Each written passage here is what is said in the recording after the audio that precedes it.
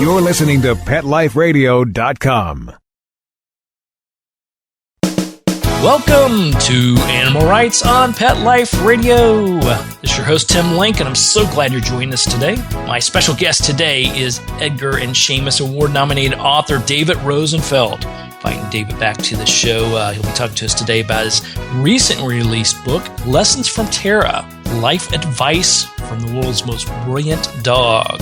So we're going to be interested to hear about that book and all of his writing and all the activities he's got going on. So it's always a fun time talking to David about all the wonderful writing he does. So everybody just hang tight. We're going to come back right after these commercial breaks. You're listening to Animal Rights on Pet Life Radio.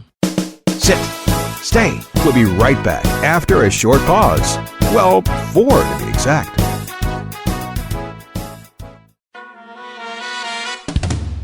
Amazing Pet Expos is coming to a city near you.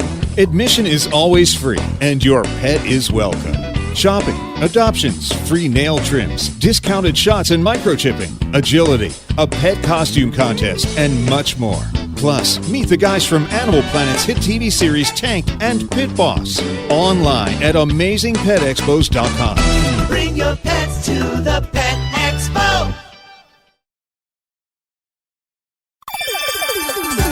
Let's talk pets on PetLifeRadio.com.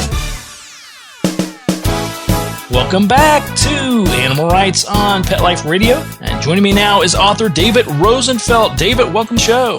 Thanks. Nice to be here. Oh, great to have you back on here. Congratulations on another success. Lessons from Tara. Tell us a little bit about the book. I wrote a book about 4 years ago called Dog Tripping, which was about our trip from California to Maine with 25 dogs on 3 RVs. Right. And in it, I put quite a bit of stuff about rescues that we've made over the years and what they've meant to us and what it was like in California rescuing dogs. And there was readers sort of told me that they wanted more of that. So so Lessons from Tara is like a sort of a sequel to Dog Tripping without the trip. And it's about our experiences in rescue and what we've learned from our descent into dog lunacy. And you have to remind all the listeners that what is your grand total up to right at the moment? Well, actually, right now we're at a historic low. We have 18 dogs in our house. And the reason it's so low, actually, is because we live in Maine now, and there's just not a rescue problem here. I mean, it's remarkable. So we only rescue, dog, like we got a blind golden a couple of months ago, and, if the dog is epileptic or very old, if the shelters can't place them, then they come to our house. There you go. Isn't that amazing? And I think we may have talked about this, but what have you found out? I mean, obviously, California, the situation there is much different than Maine. And then I'm in Atlanta in the South, which is totally different. Obviously, we do a fair share of moving animals to the Northeast. But talk to us, first of all, about that dynamic. Then we'll delve back into the book. Well, if you're talking about New England, I really can't explain it. I mean, but it's remarkable. There's a whole different mindset. I mean, everybody has a dog, and they're just, the shelters, you could take 10 shelters in Maine, and you wouldn't get as many dogs as any one of LA County shelters in California. I mean, it's a whole different mindset. And I did a benefit for a rescue group in New Hampshire a few months ago, and they bring 40 dogs a week up from South Carolina, and they're all spoken for before they get here. And these are dogs that would not have survived down there. So it's really amazing. That is incredible. So do you think it's more of the number of animals per household, or is it more the education for like spay and neutering, these type of things? I think the spaying and neutering is better here, but I'm not sure about that. But it's a mindset towards how people feel about their animals. I mean, in Southern California, we had people turn in 9-10-year-old golden a 9-year-old golden retriever because the dog could no longer keep up with the guy when he went jogging. It's like it's a different mindset, and it's sort of counterintuitive because here, like most people hunt, but when it comes to dogs, they're just it's a different world. In California, we would have 25 dogs in our house, and workmen would come in, and it would be like a deer caught in headlights. And here in Maine, people come in like it's another day at the office. I mean, it's a whole different attitude. That's right. You only have 18? Come on, there's room for at least 6 more. Yeah. Oh, we have more. We had 25 when we moved here. Well, tell us a little bit more about the book Lessons from Tara. I know you said it was a compilation of what you learned from this trip, the long cross-country trip. More about what we learned from rescuing dogs over time and having the dogs. And most of it is funny. Most of it is, how do you sleep? You learn how to sleep in a bed with a Mastiff, a Bernese Mountain Dog, a Great Pyrenees, and 3 Labs, which is what we do every night. But there's some serious stuff. There's some, these dogs die, and we rescue seniors. So if we get them when they're 10 years old, we lose them pretty fast, and you sort of have to learn how to handle that. So it's all that kind of stuff. Yeah. And when you talk about lessons, pick a lesson that maybe you didn't know before you started writing the book or before you started getting, obviously, even deeper into rescue.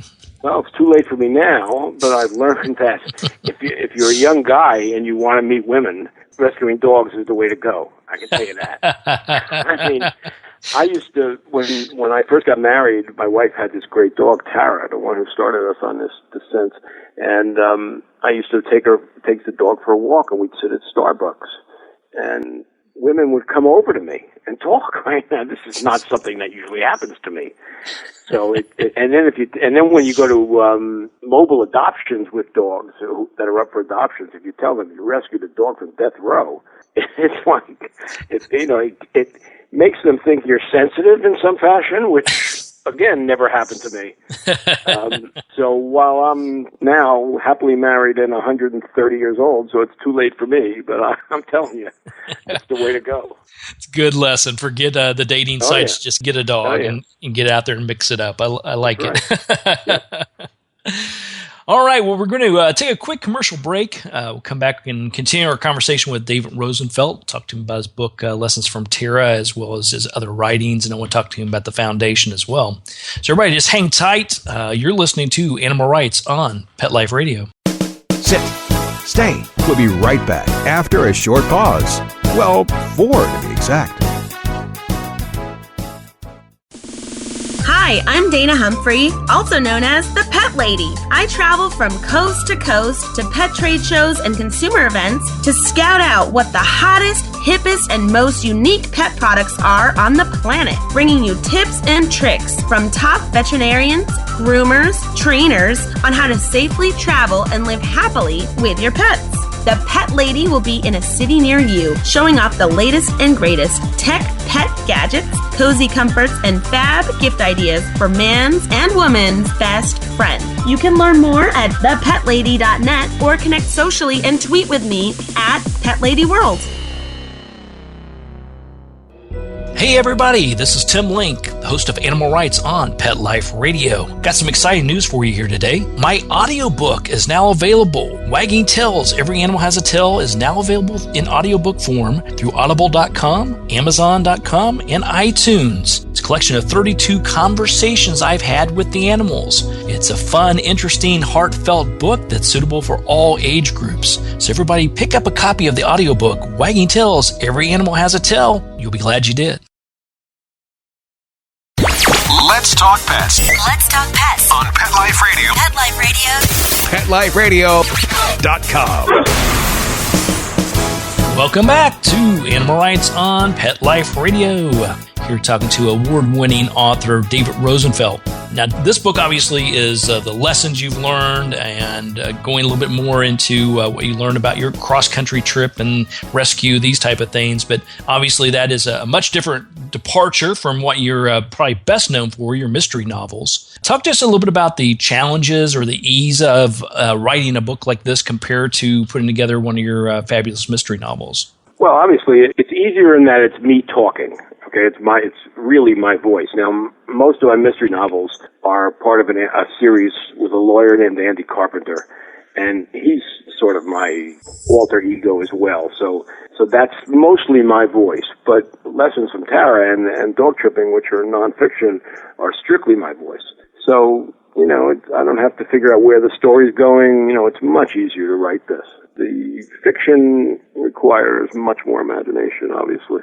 But it's also, when I write the nonfiction, which are the stories of my life, I definitely feel closer to it. Like if I read a good review of it, I'm more pleased than if I read a good review of the fiction. Right, because it is your life, just like you said, it is your life.